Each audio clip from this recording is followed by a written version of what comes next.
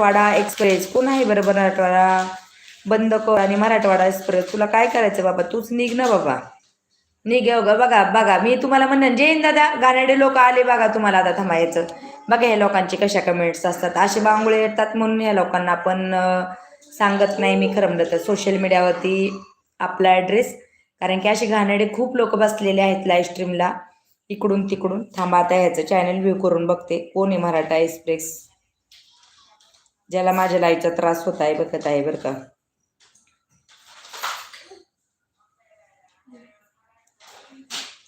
चाळीसगाव. आणि ह्यो कोण आहे?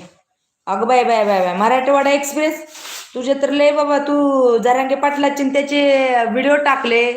अरे नालाय का, एका मराठी माणूस असून दुसऱ्या मराठी माणसाला नाव ठेवतो का? अरे अरे भाडका.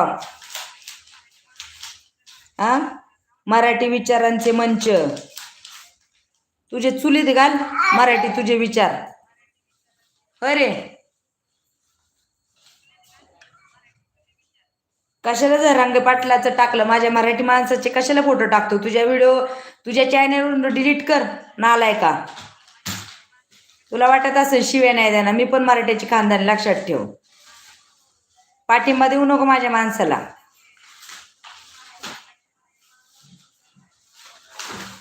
मराठवाडा एक्सप्रेस तुझ्यासाठी उत्तर आहे, लक्षात ठेव. तो जो जरांगे पाटलाचा जो व्हिडिओ टाकलेला आहे ना तुझ्या चॅनलवरती, तो आधी चेंज कर, डिलीट कर.